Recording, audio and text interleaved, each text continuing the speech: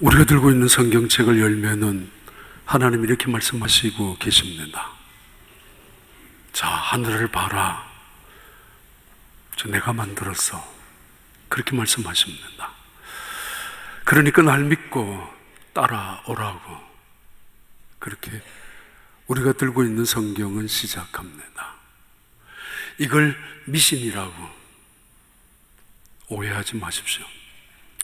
그리고는 하나님께서 말씀하셨습니다. 바다를 봐라. 바다와 육지의 경계를 누가 했어? 내가 했어. 날 믿고 따라와. 너의 인생을 너가 주인으로 할 것이냐, 아니면 나를 주인으로 할 것이냐, 그렇게 말씀하시면서 내가 이 하늘과 땅을 만드는 사람, 만드는 신이라고, 나를 믿고 따라오라고. 이거를 맹신이라고 다시 말합니다. 오해하지 마십시오. 하나님께서 우리를 업신여기셔서 내가 설명해 준들 이해할 수 있겠니?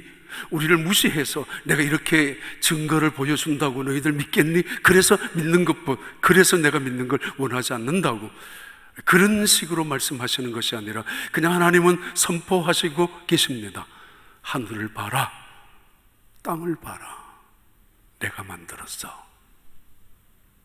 내가 주인이야. 알아?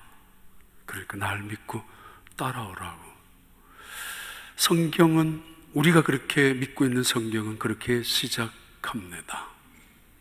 여러분, 하나님을, 하늘과 땅을 만드신 그 하나님을 믿고 있습니까? 그 하늘을 볼 때 무엇이 생각나고 땅을 바라보면 어떤 것이 느껴집니까? 만약에 여러분 자녀가 학교에서 그림을 그려서 벽에, 칠판에 학교에 전시가 되어 있다면 수백 장의 그림이 있다 할지라도 내 자식의 그림 앞에는 발을 멈출 것이고, 때로는 그 그림 도화지 앞에서 손으로 만지기도 할 것입니다. 그리고 기쁨이 있을 것이고 자랑이 있을 것입니다. 내 자식이 그린 그림이라고, 내 딸이, 내 아들이라고. 이게 다시 하나님께서는 이렇게 말씀하셨습니다. 하늘을 보면서, 별을 가리키면서, 수억만 개도 넘는 별들을 보면서, 자, 별을 봐라.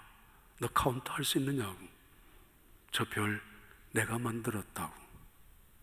걱정하지 말고 날 믿고 따라오라고 그랬지. 나의 능력을 의심하지 말고 내가 약속한 그것이 이루어질 때까지 기다리려고 했지. 기다려. 그리고 다시 바다로 데려가셔서 바다의 모래알을 발을 키면서 말씀하셨습니다. 저 수많은 모래를 너가 카운트할 수 있느냐고. 어림도 없죠. 나는 할 수 있다고. 별을 숫자대로 알고 계시는, 이름대로 알고 계시는 하나님은 바닷가의 모래도 마찬가지입니다. 바닷물이 그 손에 한 움큼의 물보다도 작은 바다가 그가 만드신 바다이기 때문입니다. 그렇게 시작하고 있는 그 하나님의 말씀은 새로운 한 사람을 선택하셔서 하나님의 나라를 내가 이루어 주겠다고 약속하셨습니다. 너가 꿈꾸는 행복, 너가 원하는 너의 삶의 안전, 너가 추구하고 너가 노력하는 성공, 이 모든 것을 내가 이루어 줄 테니까 너는 나오라고. 그러면서 하나님은 하나님이 세우는 새로운 나라, 하나님의 나라를 꿈꾸시면서 아브라함을 선택하셔서 불러내셨습니다. 그래서 새로운 하나님의 나라의 모형을 보여주시기도 하셨습니다. 오랜 시간 후에 이 땅에 하나님이 직접 보셨습니다. 이번에는 이렇게 말씀하셨습니다. 공중의 새를 보라고. 누가 케어하고 있느냐고. 수십만 마리의 공중의 새가 아무도 돌보는 자 없지만은 저들은 먹고 자고 날아다니고 있지 않느냐고. 걱정하지 마. 들에 피어있는 백합화를 보라고. 사실 잡초입니다. 잡초에 꽃을 보라고. 솔로몬의 그 부귀 영화가 있다 할지라도 이 잡초에서 피어나는 꽃 한 포기만 하겠느냐라고.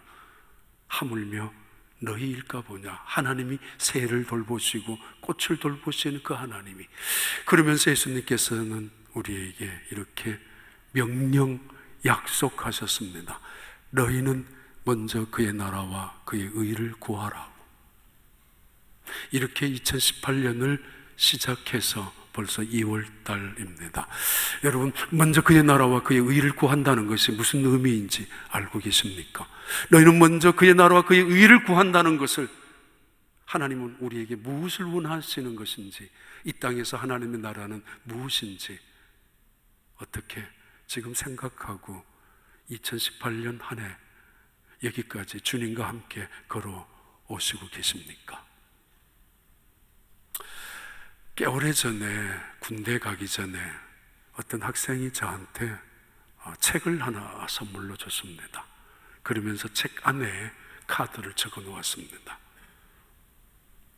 별명이 도사니까, 옛날에는 도사님, 이런 사람이 되십시오.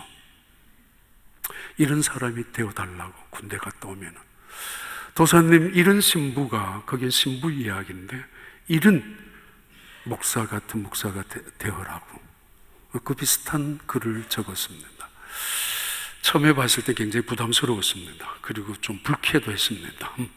그러나 그 책을 그 학생의 소망대로 가기 전까지, 군대 가기 전까지 몇 번이나 읽은 기억이 오래전에 있습니다.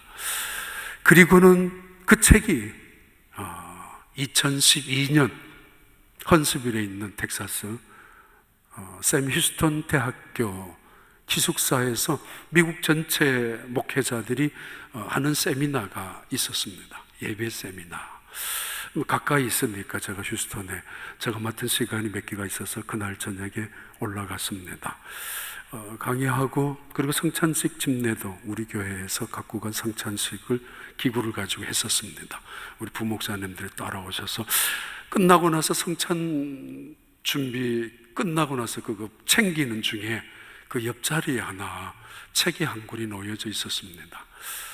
아주 오래전에 군대에 입대하기 전에 보았던 그 책이 그 옆에 놓여 있었습니다.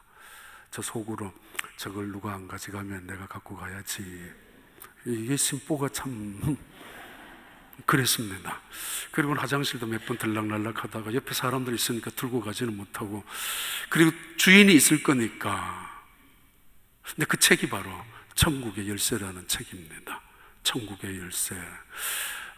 A.J. 크로닐이라는 영국 스코틀랜드 지역의 의사입니다. 그런데 작가로 책을 지은 책이 여러 권 있는데 그 중에 하나, 오래전에 나온 책입니다.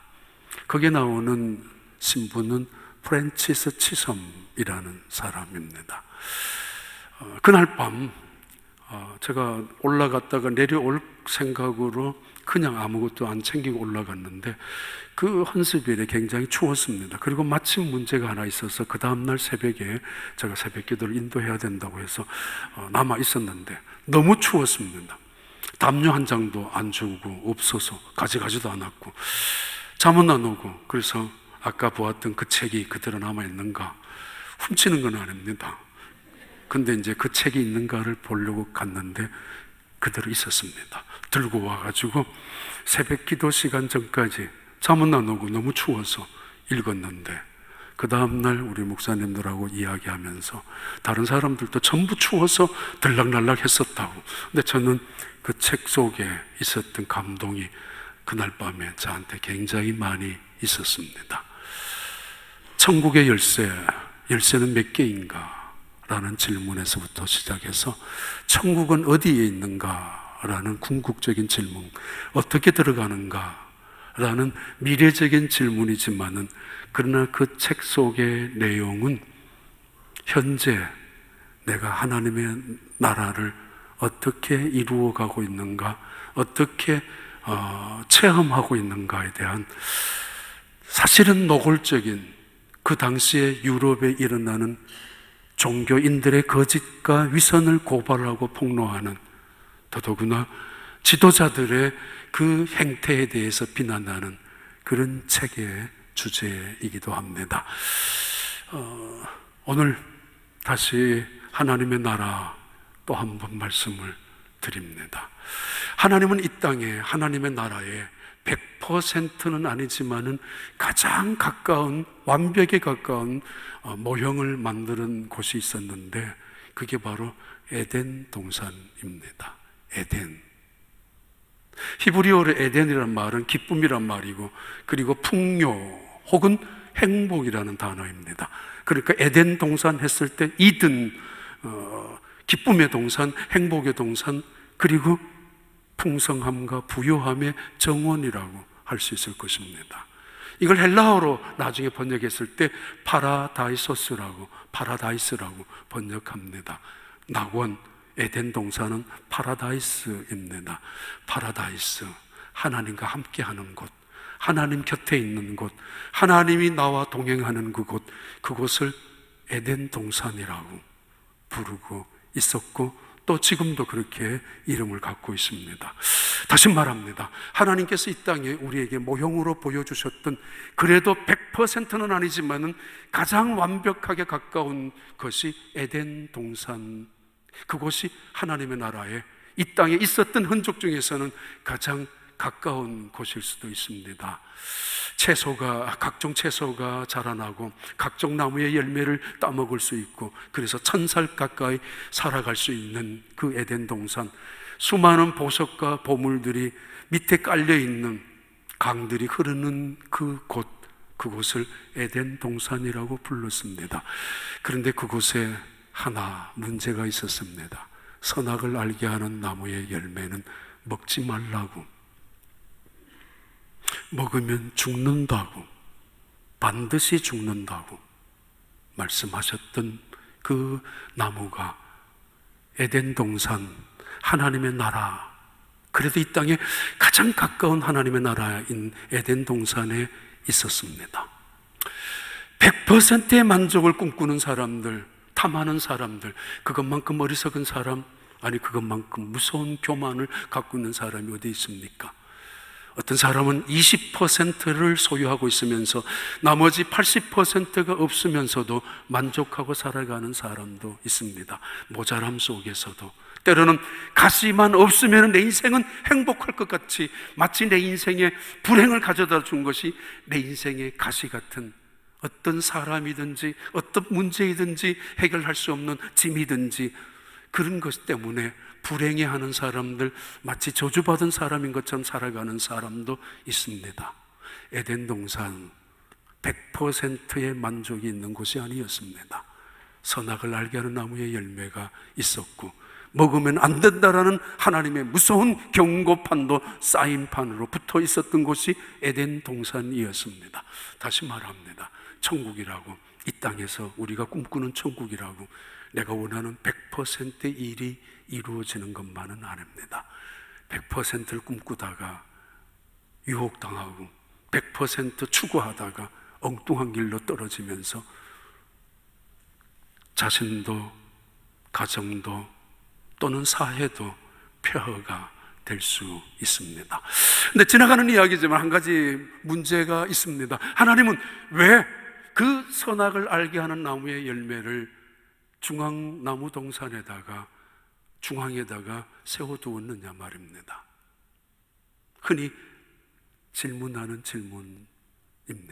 그래서 사람으로 하여금 죄인이 되게 했고, 죄인이 된 인간에게 그 많은 하나님의 저주와 심판이 떨어지게 하고, 이 세상의 모든 문제가 타락한 인간에 의해서 나타나는 문제덩어리로 만들었느냐 말입니다. 왜 선악을 알게 하는 나무의 열매를 만들어 두었느냐고요. 아니, 만들어 두었다면 따먹지 못하도록 장치를 해 두어서 절대로 갈 수 없도록 막았어야 옳지 않겠느냐라고. 만약에 이것을 몰랐다면 하나님의 전지성에 문제 있을 것이고, 이것을 막지 못하는 능력이라면 하나님의 전능성에 문제가 있을 거 아닙니까? 그것을 뭐라고 우리가 신이라고 믿을 수가 있겠습니까? 하늘을 봐라, 땅을 봐, 다 내 거야, 내가 만들었어, 넌 믿고 따라오라고. 뭘 믿고 따라가라는 말입니까? 더더구나 중요한 거 하나 있습니다. 하나님은 선악을 알게 한 나무의 열매를 먹지 말라고 하셨습니다. 왜 그렇게? 선과 악을 구별하는 것이 나쁜 것인가? 선과 악을 구별하고 내가 안다는 것이 그것이 그렇게 악이란 말인가? 아니, 이 선과 악을 아는 지식이 하나님처럼 된다는 사실이 하나님 앞에는 그것이 무섭고 두려운 일이란 말인가? 그런 질문도 가능합니다. 여기서 우리가 자동차를 타고 다닙니다. 자동차 회사에서는 언제인가는 고장 날 거라고 알고 있습니다. 그리고 때로는 이거 너무 오랫동안 고장 나지 않게 하면 경제도 문제이니까 어느 정도 시간 3, 4년, 5년 지나면은 고장 날 수 있도록 만들기도 합니다. 혹은 자동차가 나가면은 사고 날 것도 압니다. 언제인가는, 또는 어느 순간은 본의 아니게. 그래서 누가 이 자동차를 만들었느냐고, 사고 나도록, 아니 사고 나서 사람이 죽도록, 그런 것과 마찬가지가 될 수 있습니다. 왜 선악을 알게 한 나무 열매를 두었느냐고. 뻔히 사고 날 것도, 사고 날 수도 있지만은 자동차는 계속 만들어지고, 때로는 오토바이 같은 그 무시무시한 무서운 위험을 각오하고도 뻔히 알면서도 오토바이 공장에서는 오토바이를 생산하고 있습니다. 그냥 결론부터 이 부분에 드리면은 하나님의 주권성 때문에 하나님은 선악을 알게 하는 나무의 열매를 만들어 놓으셨습니다. 다른 말로 말하면 너 인생의 주인은 너가 아니야. 알아? 인생은 겸손하게 살아가야 되는 거야. 하늘을 봐라, 땅을 봐라, 바다를 봐라, 온 세상을 봐라. 사실은 다 내가 만들었으니까 내 것이야. 그런데 너가 자유롭게 먹고 너가 마음껏 누리라. 그 대신 이거 하나만은 명심해라. 너가 주인이 아니야. 주인 행세하지 말라고. 우리가 주인 행세하는 것이 못마땅해서 심술을 꾸닌 하나님께서 그렇게 말씀하신 것이 아닙니다. 내가 주인이 아니라는 사실을 깨닫고 살아가는 것이 인생의 행복한 생명의 길이 거기에 있기 때문입니다. 모든 문제는 내가 인간의 행세를 주인인 것처럼, 그래서 문제가 커지기 마련입니다. 두 번째는 주권성의 문제와 두 번째는 언약성의 문제입니다.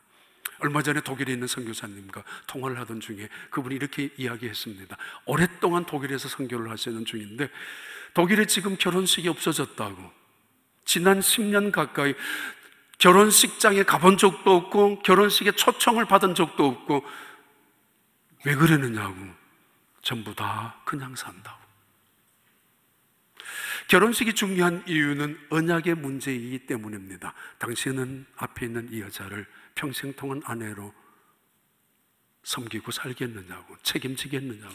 당신은 앞에 있는 이 남자를 당신의 남편으로 존중히 여기며 살 것이냐고. 이 언약입니다.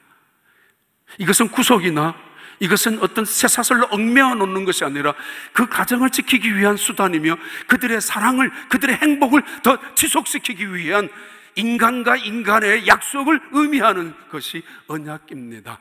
그냥 비즈니스로 컨트랙 페이퍼에 사인하는 것이 언약이 아니라 인격과 인격의 만남 속에서 이루어지는 사인입니다. 하나님은 우리를 짐승처럼 여기지 아니하셨고 짐승처럼 대하지도 아니하셨습니다. 그래서 우리를 언약의 관계로 대하셔서 말씀하신 것입니다. 저 선악을 알게 한 나무가 있지? 예, 그 열매는 먹으면 안 돼. 그건 네하고 내하고 지키는 약속이야. 이것은 언제나 너와 나의 관계 속에서 행복을 지켜나가는 너의 인생을 아름답게 만들어 나가는 수단과 통로야. 너가 그것을 먹지 않는 것이 말이야 언약입니다. 그 사람의 가치는, 그 사람의 인격은 그 사람의 약속에 있습니다. 신실함에 있습니다. 그 사람이 얼마나 그 말의 약속을 책임을 지느냐의 문제의 가치에, 그 인격의 가치입니다.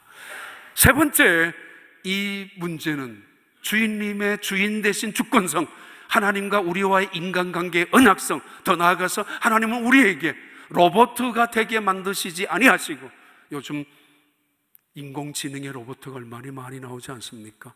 입력을 시킨 대로 순종하고 복종하는. 그러나 하나님은 우리에게 자율성을, 자유의지를 주셔서 우리가 선택하는 선택을 통해서 인생이 결정되도록 우리에게 그 의지를 주셨습니다.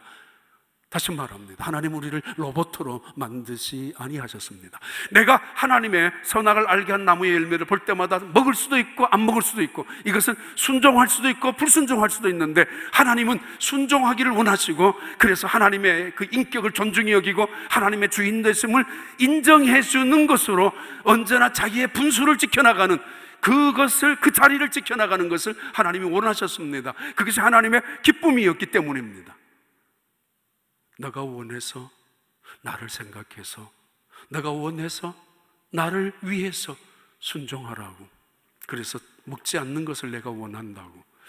기계적으로 먹지 않는 것이 아니라, 그래서 하나님은 선악을 알게 한 나무의 열매를 결국 못 먹게 명령하셨습니다. 창세기 2장 8절 9절 보겠습니다. 같이 읽습니다. 여호와 하나님이 동방의 에덴에 동산을 창설하시고 그 지으신 사람을 거기 두시니라. 그리고 여호와 하나님이 그 땅에서 보기에 아름답고 먹기에 좋은 나무가 나게 하시니 동산 가운데에는 생명나무와 선악을 알게 하는 나무도 있더라. 하나님이 온 세상을 창조하시고 가장 아름다운, 그 창조하신 것 중에서 최고로 아름답게 거의 완벽에 가까운 하나의 낙원을, 정원을 만들어 두시고, 하나님이 창조하신 아담을 그곳에다가 옮겨놓고 그곳을 그의 정원으로 삼게 하셨습니다. 그리고는 그 동산 안에 선악을 알게 하는 나무도 같이 두셨습니다. 그리고는 이렇게 말씀하셨습니다. 2장 16절 17절 말씀 함께 읽습니다. 여호와 하나님이 그 사람에게 명하여 이르시되 동산 각종 나무의 열매는 내가 임의로 먹되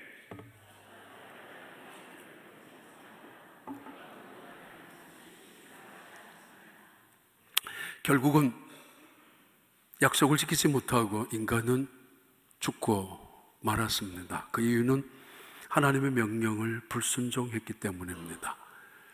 인간이 꿈꾸는 안전과 행복과, 그리고 인간이 꿈꾸는 자유, 이 모든 것들은, 생명은, 영생은 하나님이 지켜주시는, 하나님 인도하시는 자리에 있었지만은, 그러나 인간은 내가 내 안전을 지키겠다고, 내가 내 행복을 만들겠다고, 그리고 내가 내 성공을 추구하겠다고, 추구한 성공을 이룩하고 난 다음 울타리를 만들기 시작한 인간은 그래서 바벨탑을 쌓고 말았습니다. 아무튼 선악을 알게 하는 나무의 열매를 따먹고 말았던 그 인간은 하나님으로부터 추방당합니다.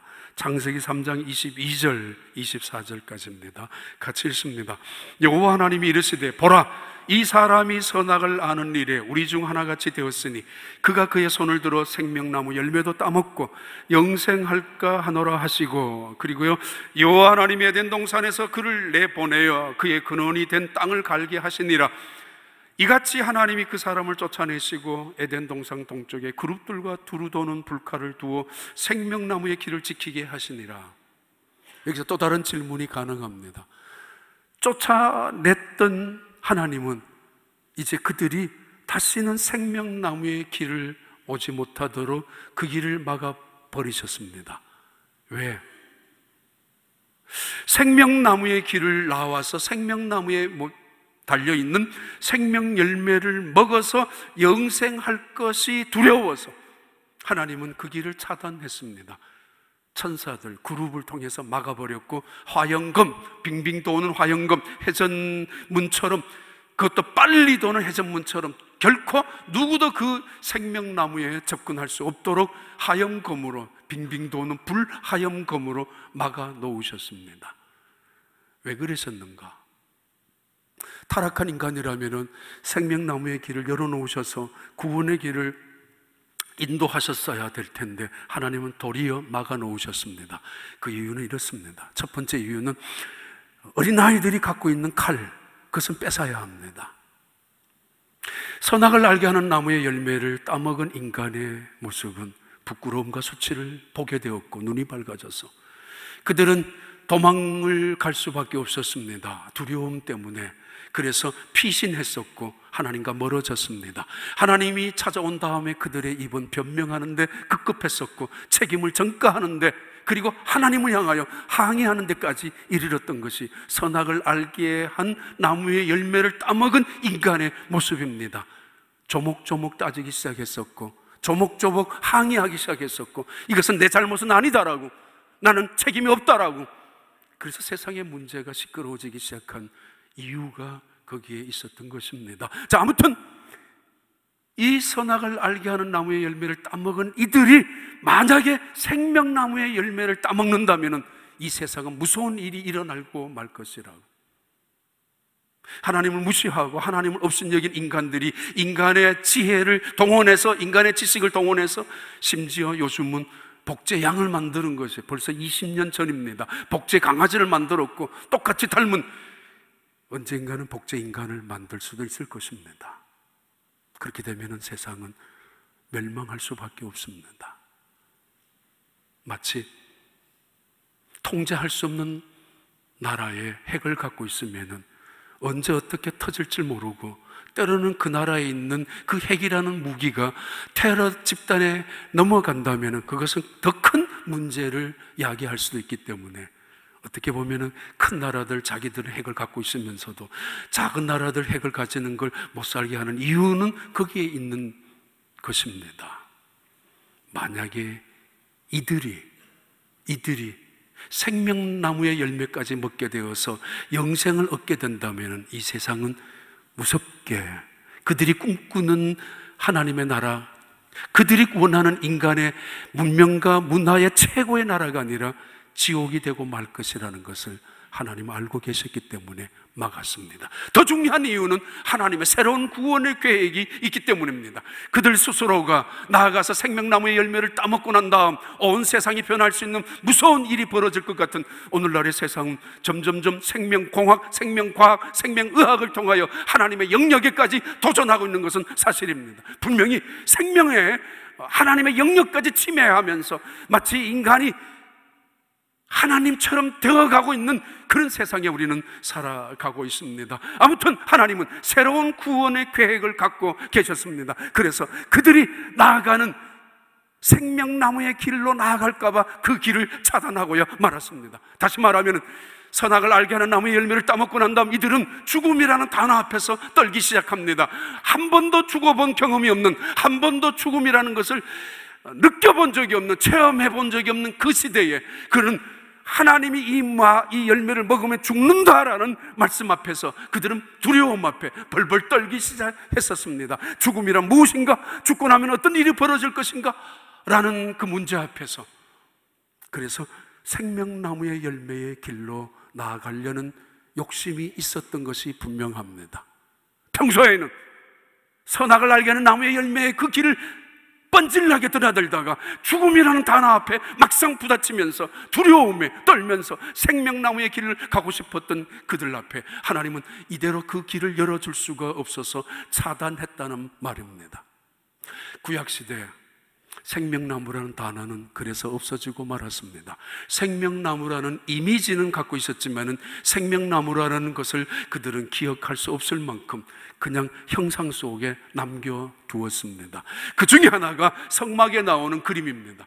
금촛대의 그림이 생명나무의 형상을 가지고 만들어 놓았던 것이고, 예루살렘 성전에 들어갈 때에도, 지성소 앞으로 들어갈 때에도 이 오른편에 있는, 왼편에 있는 금촛대의 모습이 생명나무의 형상화시킨 그림이기도 합니다.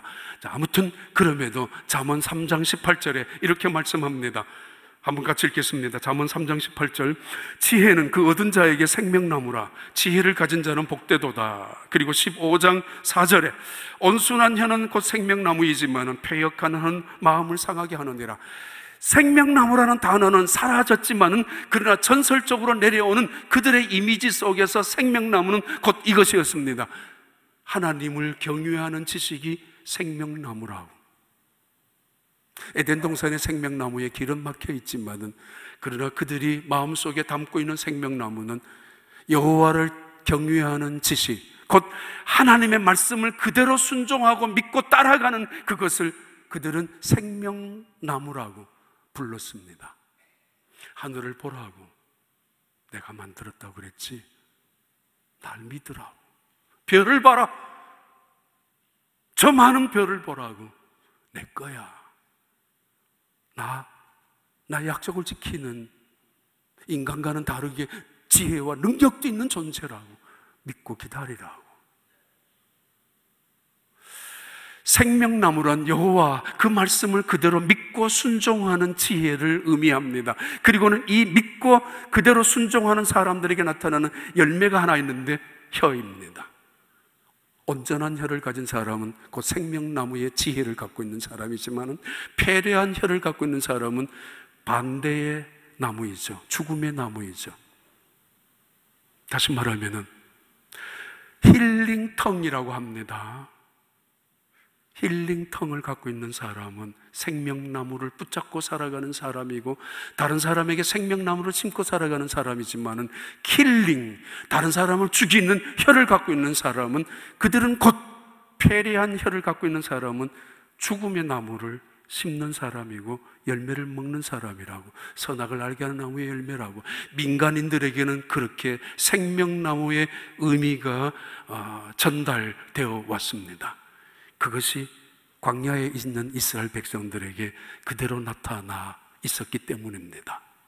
신명기 8장 1절에 모세는 이스라엘 백성들을 향하여 이렇게 설교를, 마지막 그의 임종의 유언처럼 남기는 설교의 시작이 이렇습니다. 신명기 8장 1장 2절, 호렙산에서 세일산을 지나 가데스 바네아까지 10하루길이었더라.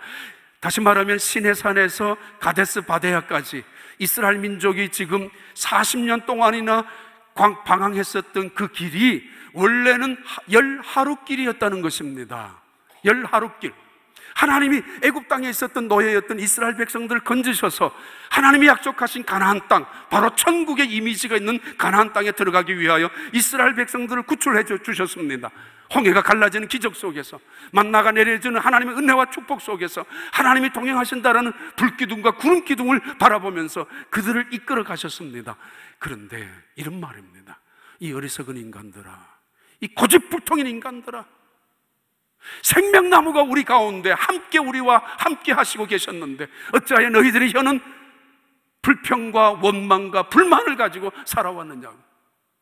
천국을 향하여 나아가는 길 속에 있었던 광야의 40년, 그들은 그 길을 마치 지옥처럼 걸어왔었던 사람들이었습니다. 10하루면 걸어갈 수 있었던 그 길을 40년 동안이나 걸어갈 수밖에 없었던 그들은, 그들의 혀가, 그들의 불평이, 원망이 그렇게 만들었습니다. 하나님은 그들을 훈련시키기 위하여, 낫게 하기 위하여, 겸손하기 위하여, 하나님의 말씀으로 사는 훈련을 하기 위하여 그들에게 40년을 광야에 내버려 두시기도 하셨습니다. 아니, 애굽에서 나와서 새로운 땅을 향하여, 어쩌면 새 하늘과 새 땅을 향하여 요단강을 건너서 나가는 그 길 속에, 천국 가는 행렬 속에 구원받은 사람으로 살아가는데, 때로는 반석을 쳐서 생수가 쏟아지는 것을 먹었고 마셨으면서도, 때로는 그 뜨거운 대학교 속에 구름으로 가려주는 하나님의 은혜 속에 살면서도 그들은 지옥을 경험하며 나아갔던 사람들이었습니다. 그들은 다 광야에서 죽었습니다. 생명나무란 하나님의 말씀을 신뢰하고 그를 의뢰하고 그의 말씀을 순종하고 따라가는 것이 구약시대의 생명나무였습니다. 신약시대에 돌아와서 요한복음 6장에서는 생명나무를 이렇게 설명하고 우리에게 언급합니다. 요한복음 6장 35절의 말씀 같이 읽습니다. 예수께서 이르시되 나는 생명의 떡이니 내게 오는 자는 결코 줄이지 아니할 터이요 나를 믿는 자는 영원히 목마르지 아니하리라. 그리고요, 나는 하늘에서 내려온 살아있는 떡이니 사람이 이 땅을 먹으면 영생하리라. 내가 줄 떡은 곧 세상의 생명을 위한 내 살이니라 하시니라. 14장, 예수께서 이르시되 내가 곧 길이요 진리요 생명이니 나로 말미암지 않고는 아버지께로 올 자가 없느니라. 천국의 열쇠라는 그 책 속에 나오는 프랜시스 치섬이라는 주인공입니다. 그는 어렸을 때 9살 때 아빠가 또 엄마가 돌아가십니다. 불행한 어린 시절을 보냅니다. 돌아가는 이유도 스코틀랜드 그 지역의 신교와 구교의 갈등 속에서 전쟁 아닌 전쟁 때문에 그때 죽었습니다. 그리고는 갈 곳이 없어서 친척집을 전전하다가 이 치섬이라는 어린아이는 수도사가 되기 위하여 수도원에 들어가서 수도를 받기 시작합니다.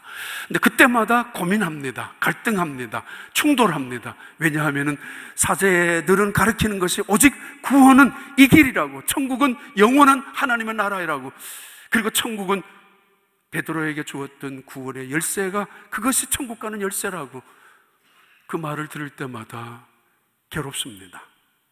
이 사람은 도저히 가서는 안 되는 사람이고 저런 사람은 어떻게 천국까지 갈 수 있느냐라고 그러면서 혼자서 고민하다가 어느 날 일기를 쓰기 시작합니다. 물론 수도원을 책임지는 사감 선생님이 사감 수도사가 그 사람에게 치삼에게 명령을 합니다. 너 일기를 똑바로 쓰라고. 왜냐하면 그의 품행이 좋지 못하다는 이야기를 소문으로 들었고 어느 날은 여자 집에 가기도 하고 어느 날은 술집에 가기도 했다는 소문을 들었기 때문에 치삼은 그렇게 고민하고 갈등하고 방황하면서 결국은 돌파구로 중국으로 선교사로 떠납니다. 중국에 와서 바라보니까 전임자가 해놓은 그 성당은 폐허가 되고 말고 그리고 그 지역에 있는 대부분의 사람들은 찾아온 이 치섬 신부를 비아냥거리듯이 조롱합니다. 당신 나라는 회개할 사람이 없느냐고. 한 사람도 왜 여기까지 왔느냐고. 당신 나라는 그렇게 착한 사람들이 모여 있느냐고. 그런 나라가 왜 전쟁을 하느냐라고. 전도할 곳이 여기밖에 없느냐고. 당신은 뭐를 잘못해서 당신의 인생이 무슨 실패자가 되고 그런 식으로 비아냥거리듯이 그런 식으로 그 동네 중국 사람들이 그를 바라보고 있는 중에 그는 그 땅에 가서 봉사하고 섬깁니다. 그가 20년 가까이 그렇게 땀을 흘리며 풍토병과 싸우고 배고픔과 싸우며 원주민들과 싸우고 강도들과 싸우고 있는 순간에 고향의 런던에 있는 자기의 친구가 있습니다. 안셀모 밀러라는 자기의 친구는 승승장구합니다. 그래서 아주 휘황찬란한 그 휘장을 다른 가운을 입고 보석을 달고 있는 왕관을 쓰듯이 그런 모자를 쓰고 다니면서 세상 사람들로부터 칭찬과 존경을 받는 사람으로 승진하고 있다는 소식을 듣습니다. 그때마다 하나님을 향하여 묻기도 합니다. 세상은 말합니다. 그 사람이 하나님의 축복 속에 있다고. 그리고 세상은 이 치섬 신부가 하나님으로부터 오히려 심판을 당하고 있는 거 아니냐라고. 봐라, 그가 한 일이 여기 와서 뭐 있느냐라고. 그렇게 일하던 중에 어느 날 영국에서 건너온 몇 푼의 돈을 가지고 성당을 간신히 재건하고 어린아이들을 위하여 학교도 건축합니다.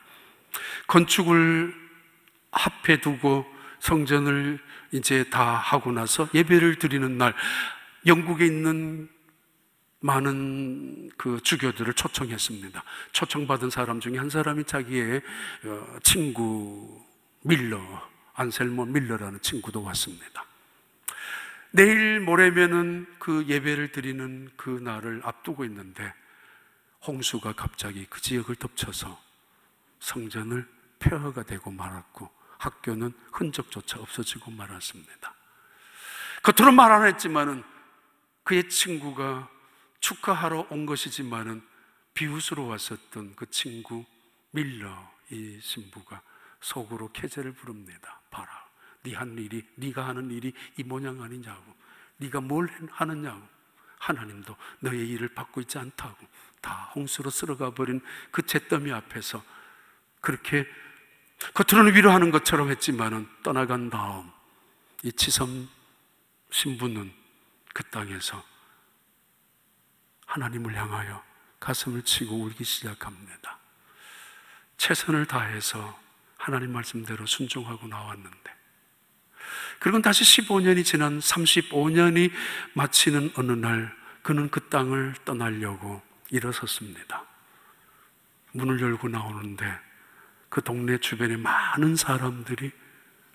수많은 사람들이 꽃을 손에 들고 꽃가루를 흔들면서 그가 가는 길을 꽃가루를 뿌려 주었습니다.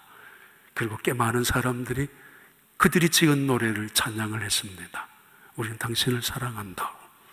우리는 당신이 믿는 하나님도 사랑하고 싶다고. 당신이 이 땅에 와서 몇 사람밖에 세례를 주고 떠나지 않았지만은 우리 모두는 알고 있다고. 당신이 어떤 사람인지. 그 노래를 듣고 그들의 환송을 받으면서 비로소 그는 이렇게 독백합니다. 천국은 어디 있느냐고. 내 손안에 천국이 있었는데 천국 가는 길이 어디냐고. 지옥 같은 인생길을 걷다 할지라도 내가 죽으면 이제 천국이야 라는 생각으로 인생을 살아가는 것이 아니라, 정말 천국을 가는 사람들이라면 천국 가는 길도 여행이 목적지가 따로 정해져 있지만은 여행 가는 길도 여행 가는 목적지만큼 행복하는 순간이 되어야 되지 않습니까? 그것처럼 이 칠삼이라는 신부는 비로소 깨닫고 있습니다. 물론 문제는 몇 가지 있습니다. 마치 행함을 통하여 구원을 받는 것처럼, 마치 이 땅의 천국이 마지막인 것처럼 우리에게 그때 당시에 거짓과 위선을 향하여 고발하는 책이니까 그럴 수 있겠지만은, 정말 얼마나 진실한 크리스찬으로 살아가는 사람들 모습 속에 나타나는 크리스찬의 천국의 경험의 모습, 그리고 천국 가는 길의 행진의 모습 속에 그는 마지막 런던으로 돌아오는 길이 포기하고 다시 돌아가고 싶을 만큼, 얼굴은 이미 노인이 되고 말았고 친구하고는 전혀 상대도 안 될 만큼, 그리고 한쪽 다리는 절어서 결국은 지팡이를 의지하고 걸을 수밖에 없는, 누가 보든지 무시당할 수밖에 없는 피곤한 인생을 실패한 인생인 것처럼 살아온 그 사람의 모습이 역력히 나타나지만은, 그러나 그 얼굴의 모습은 마치 야곱처럼 빛이 나고 있었습니다. 천국을 깨달았기 때문입니다. 예수님 말씀하십니다.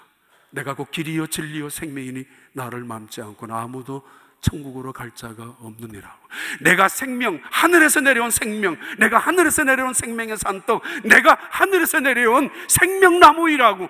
그래서 누구든지 내가 주는 열매를, 내가 주는 살을, 내가 주는 물을 마시는 자는 영원히 죽지 아니하리라고. 막아놓았던 생명나무의 길을 다시 활짝 열어놓으시고, 차단하셨던 생명나무의 그 열매를 예수 그리스도로 통하여 마음껏 마시고 먹을 수 있도록 이 땅에 하나님은 생명나무로 예수 그리스도를 보내주셨습니다. 이 땅에 오셨던 예수님이 말씀하셨습니다. 누구든지 나를 먹는 자는 영원히 살 것이며 누구든지 내 생수를 마시는 자는 영원히 목마르지 아니하리라고. 그러면서 예수님은 말씀하셨습니다. 누구든지 나를 따라오려거든 자기를 부인하고 자기 십자가를 지라고. 사순절입니다. 이제 시작이 되었습니다. 사순절은 십자가를 지는 시간입니다. 십자가를 진다는 것은 곧 죽음을 의미합니다. 런던의 캔테베리 교회에 있었던 실화 이야기입니다. 니콜라이라는 집사님 한 분이 교회에서 평생 일을 하셨던 분입니다. 17살부터. 근데 그분은 교회에서 모든 굳은 일을 감당했는데 그 중에 하나가 교회 종탑에 종을 치는 일이었습니다. 런던의 시민들이 그 사람이 종을 칠 때면은 귀를 기울일 만큼, 자기의 시계를 바꿀 만큼 가장 정확하게 시간을 맞추면서 시계를 종을 쳤던 그 사람, 종치기로 인생을 살았던 그 사람, 76세에 임종하는 순간에 가족들이 모여 있었습니다. 그런데 그가 벌떡 일어납니다. 일어나서 옷을 주섬주섬 챙기고는 종을 치러 달려나갔습니다. 그리고는 종을 쳤습니다. 저녁 6시에 종을 쳤습니다. 그리고는 그 자리에 그는 죽었습니다. 그 당시 엘리자베스 여왕은 그에게 자기의 호칭을 내렸고 황족들만 다가가는 무덤에 안장할 수 있는 기회를 주었고, 그리고 그 사람은 그날, 그가 죽은 그날 온 런던 시내가 그 분의 임종을 위로하는, 또 기념하는 그날로 모든 가게의 문을 닫았을 만큼 그런 사람이었습니다. 아들들이 캠브리지 대학과 옥스퍼드 대학의 교수로 있었던데, 그리고는 늘 아버지에게 이제 그만하라고 하셨지만은, 그러나 그분은 끝까지 종을 치는 종치기로 인생을 사시다가 마지막 종 밑에서 돌아가신 분입니다. 그가 남긴 일기장 속에 남아 있습니다. 하나님이 나를 이 땅에 보내신 것은 이 땅에서 예수님 대신에 십자가를 지는 것이었다고, 내가 한 교회를 섬길 수 있는 것은 너무도 큰 축복이었다고. 종치는 이야기가 나서 하나 더 드리면은, 저 사는 고향 근처의 시골에 윤 장로님이란 분이 계셨습니다. 그 이야기를 전설처럼 들었던데, 윤 장로님이란 분은 가끔씩 1년에 한 번은 종을 치러 나가셨다고 합니다. 봉화라는 곳에. 옛날에 한국은 종을 이렇게 칩니다. 땡, 땡 이렇게 왔다 갔다 하잖아요. 올라갈 때 치고 내려오면서 치고. 누군가가 죽었을 때는 외정을 칩니다. 올려가지 않습니다. 그냥 제자리에서 놓고 땡 이렇게 칩니다. 그러면은 동네 사람들, 아, 교회 누가 죽었네, 우리 동네 누가 죽었어, 이렇게.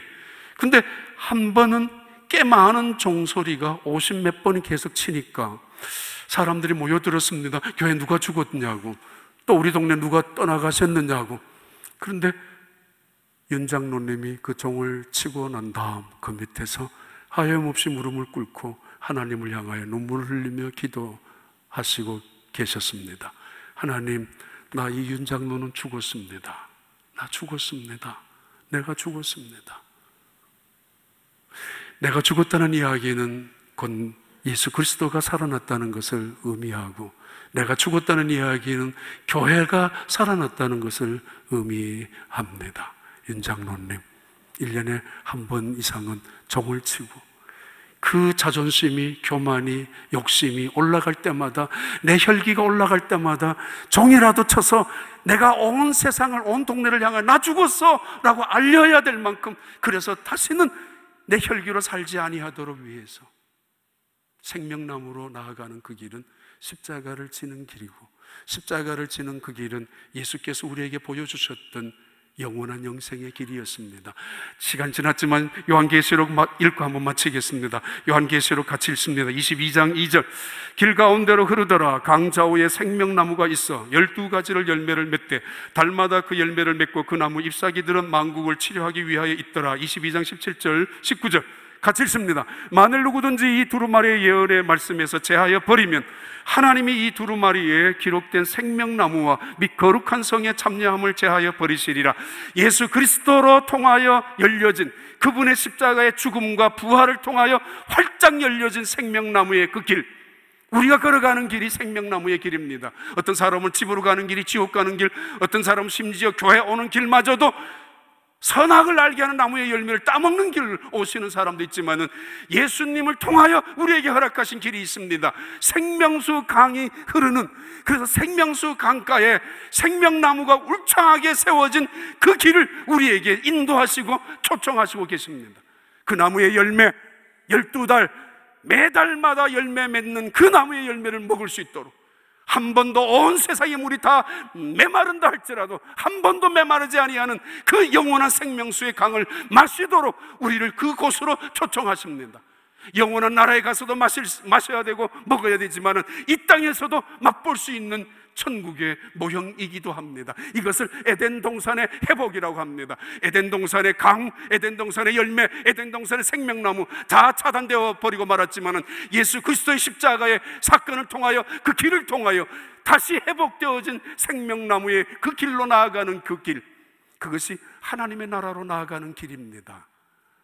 날마다 그 생명수 강을 마시는 여러분, 날마다 생명나무의 열매를 따먹는 여러분, 그래서 선악을 알게 하는 나무의 열매를 따먹은 사람들처럼 따지고 아니면 분쟁하고 변명하고 불순종하며 천국 가는 길을 걸어가는 광야에 살면서도 불평하는 인생이 아니라, 때로는 실패의 자리에, 때로는 아픔의 자리에, 때로는 고난의 자리에 세상 사람들은 마치 지옥 같은 인생을 걸어간다 할지라도, 그렇게 우리를 비웃는다 할지라도, 아니야, 내가 걸어가는 이 길이 영원한 영생의 길이고, 아니 지금 이 길이 천국이라고, 그런 고백과 그런 간증과 그런 감사, 그런 하나님의 영광이 여러분과 함께 하시기를 진심으로 축복합니다.